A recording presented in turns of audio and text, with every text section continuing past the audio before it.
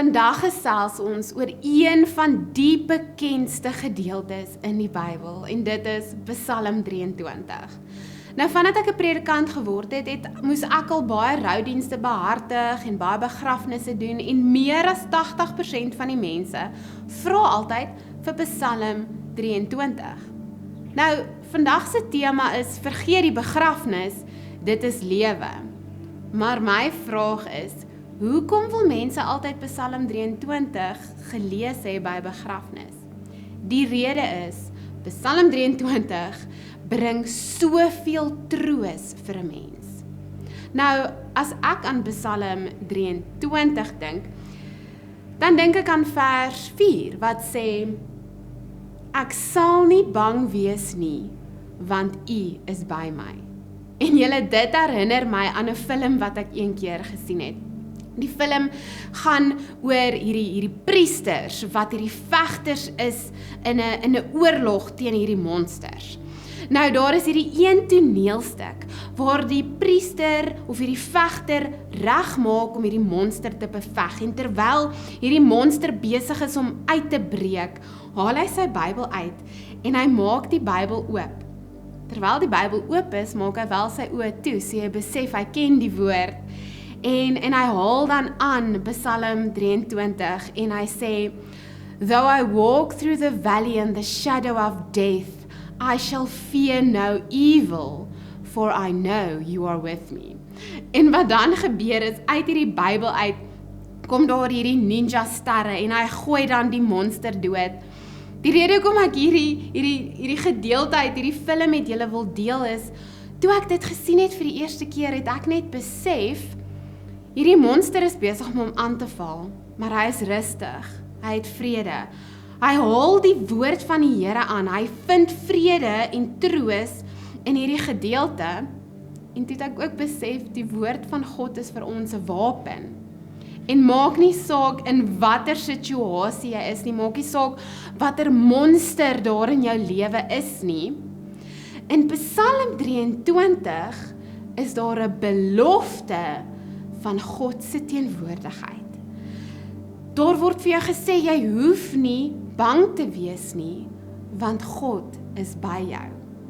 En dit is 'n belofte waaraan ons elke dag moet vasklou. En dit is wat vir ons troos bring, wanneer byvoorbeeld die hartseer van 'n verlore geliefde te veel raak. Ek wil graag vir julle ietsie lees, dis in Engels. Dit kom uit Charles Spurgeon se boek uit, en hy haal vir Henry Ward Beecher aan. En hier skryf hy 'n gedeelte oor wat het Psalm 23 al vir mense beteken in die geskiedenis. Ek wil dit graag vir julle deel, met julle deel. Psalm 23. It has charmed more griefs to rest than all the philosophy of the world. It has remanded to their dungeon more foul thoughts, more black doubts, more thieving sorrows than there are sands on the seashore. It has comforted the noble host of the poor. It has sung courage to the army of the disappointed.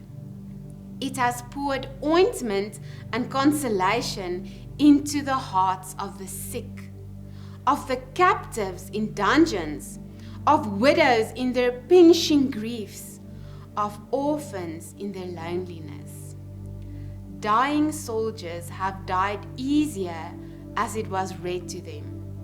Ghastly hospitals have been illuminated by this psalm. It has visited the prisoner and broken his chains, and like Peter's angels, led him forth in imagination and sung him back to his home again. It has made the dying Christian slave freer than his master, and consoled those whom, dying, he left behind mourning, not so much that he was gone, as because they were left behind and could not go too. So soos julle kan sien in hierdie gedeelte wat geskryf is oor Psalm 23, is daar 'n stuk troos wat ons kan vind in God se teenwoordigheid. Daar's 'n stuk troos wat ons kan vind in die woord van God. En dit herinner my aan die volgende. My enigste troos in lewe en dood is dat ek aan Jesus Christus behoort.